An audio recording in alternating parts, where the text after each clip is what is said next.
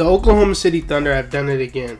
The Thunder is an organization that continues to look deep in within the draft or even free agency or even just when it comes to trades, man. They pay real attention to some low-end talent, and they always seem to come out and find a gem. First example, Shai Gilgeous-Alexander. Two or 3 years ago, they traded Paul George to the Clippers for Shai Gilgeous-Alexander and Danilo Gallinari, and I believe 4 first-round picks. And now look where Shai Gilgeous-Alexander is at. He's a max player, averaging over 23 points a game. If he was on a winning team, he would most likely be an all-star, man. Nobody expected him to be this good, this fast. And it just kind of all happened out of nowhere. And then now you got a guy like Dort, who Lu Dort came in just as a defensive guy. Even though in college he was a bucket, but like when he came in, his role was to stick defense. But now you got him averaging 17 points a game. It sucks that he can't finish out the season. But as of today, he's up for an extension. And a lot of Thunder fans expect him to get a huge extension because he's been hooping this year, shooting 40% from 3 when he used to start off. When he first came into the league, shooting like 21, 29% from 3. He's shooting terrible. But now he's been hooping. You even got guys like Pokusevski, who was a lottery pick, but as a project. But when he gets playing time, you see that he's pretty nice. Same with Darius Bazley and Jerome Robinson, Ty Jerome and Jeremiah Robinson Earl. Guys that when you give them minutes, they show you the potential can be through the roof. This year, they drafted Josh Getty, who already looks like he will be a future star in this league, just based off a few months. And I don't believe we'll see him for the rest of the year because I think he's dealing with a hip injury. But he's been playing amazing this whole season next to Shai Gilgeous-Alexander in the backcourt. But they might have found another gem in the draft. They found another gem. Trey Man. Trey Man coming out of college was known as a great, flashy 3-level scorer with amazing upside. And the one thing that was kind of a problem with Trey Man, though, was his position. Trey Man is a 6'3" point guard, but he's also a score-first point guard. And in the NBA, those guys don't really last. Well, they last, but they don't really reach that superstardom that a lot of them want or need to be. His playmaking was really questionable coming out of college, but you've seen like some lapses where it looked decent and you could see the future and be like, yo, he can go into the league and be a decent playmaker. A great scorer first point guard, but he can also play make on the side. And you see that right now. In the beginning of the season, he wasn't given a big opportunity at all. And some nights he was barely scratching over 20 minutes. But ever since Lu Dort went out with that injury in the All-Star break, he's been averaging 31 minutes. And he's been averaging, as far as points and shit, he's been averaging 15 points, 5 rebounds, 3 assists per game, shooting 41% from the field and 35% from the 3. He has been absolutely hooping. And I believe in that whole stretch, they barely had Josh Getty. So it's basically been him playing off of Shai Gilgeous-Alexander. And their chemistry in that backcourt has been looking so exciting. Especially if they was to believe in them and make that the real backcourt for the future. They just play off each other so well because Trey Man is a dynamic guard that can play off ball just as good as he can play on ball. Yesterday, they both just dropped 30-point games. Shai had 31 and Trey had 35, and they both hooped. Now, it sucks. They played the Celtics, probably the hottest team in the league, and they don't have that much talent on their team. So they got blown out, but you could see, man, that chemistry in that backcourt was very fun to watch, man. So we're going to go in here and watch some Trey Man highlights because he was hooping yesterday. Now, his first 3 shots were threes, and he hit all of them. And this is why I'm saying that he plays so well playing off of Shai. Because some guys, they can shoot the ball, but not a lot of guys are able to shoot it being a spot up and playing when on the ball and shooting it. He's playing all ball for these first 3 shots. Shai gives him the ball. He's running off ball, relocating to where he sees Jason Tatum's not paying attention, relocating. And now look, got an open 3. Created his own space. Bucket. And the shot just looks pure. Even though it looks kind of slow, it's real pure though. This one right now, the pull-up.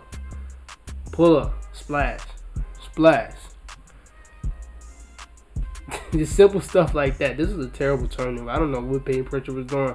But right here, again, off the spot up. Splash. Amazing shooter, bro. He is an amazing shooter.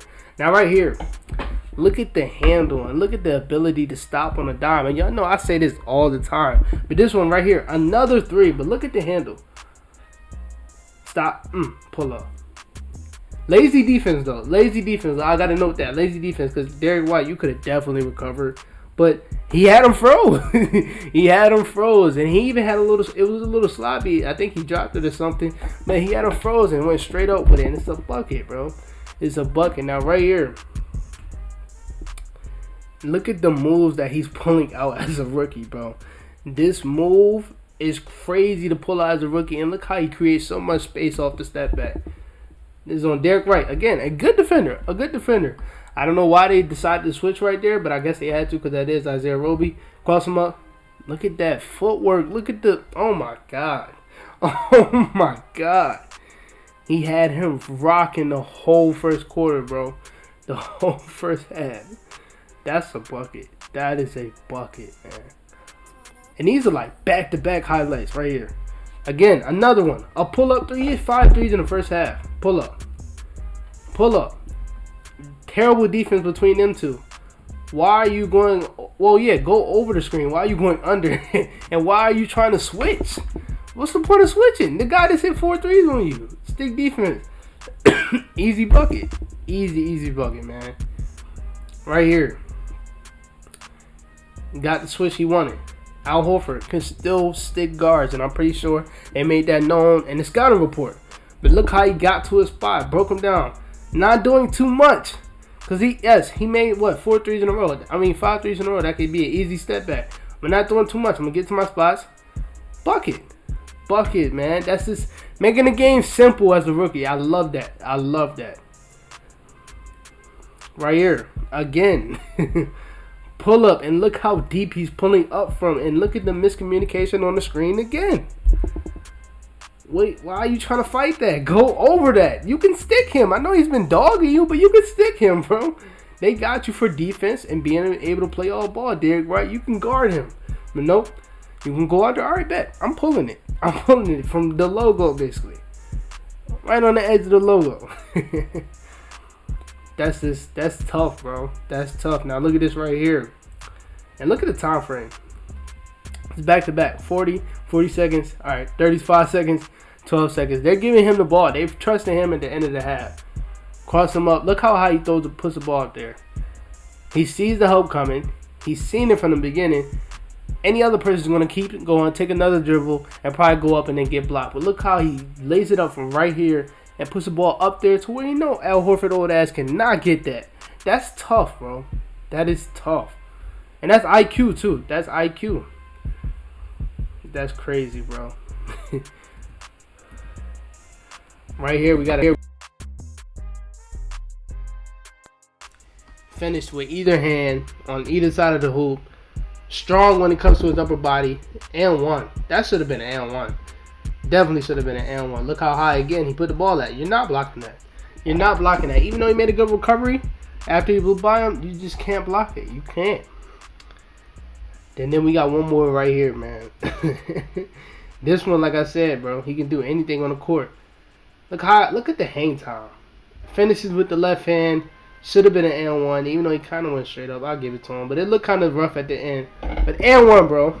And one. This kid is just a 3-level scorer, a professional scorer. And for him to what? I believe he got picked like 26. And teams like Knicks. Hold on, let me look at this draft.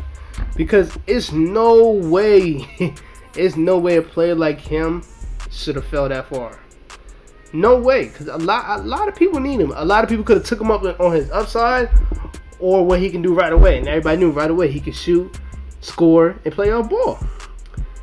But guys like the Wizards passed on him. The Grizzlies passed on him. Like, man, and he was one pick away to getting picked to the Knicks. I would have loved that. I would have loved it. But man, this dude is a hooper.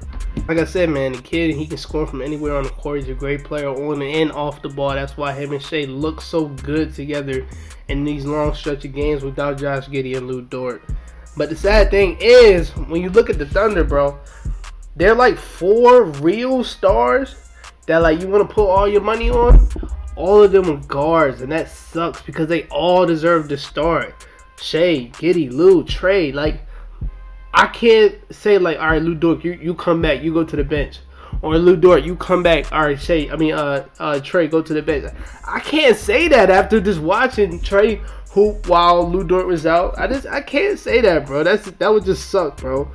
But with Sam Presti being a genius, maybe pairing up one of these guards, because I believe Josh Getty or Lou Dort can play the 3. So maybe pairing up one of these guards and a couple of other young talent on your team, and then with all the picks you have and going out there and get a big fish that's a center or a power forward, just to speed the process up a little bit. I know y'all hear me say that a lot when I do these Thunder videos, because I think it's time, bro. I think it's time. You got all the young talent and you got all the picks. Go make a big deal. Go make a splash, bro. Because you got guys like Trey that can get you a lot. Just off these last few games, just people betting on his potential. Trey can get you something. Because Trey is a hooper, bro. Trey is super fun to watch. Kind of wish the guards wasn't so packed up on his team, man, because damn, bro. They literally got everything, bro. You got the guard that can do it all in Gilgeous-Alexander at an elite level. Then you got the playmaker / the sometimes score in Josh Getty. You got the 3-and-D wing who can also score on his own. And then you just got the straight bucket in Trey Young. Like, you got everything, bro, but you got to give up something. But other than that, man, that's it for this video, man. We'll be back tomorrow with another video. Shout out to the Thunder. Shout out to Trey Young. Peace out.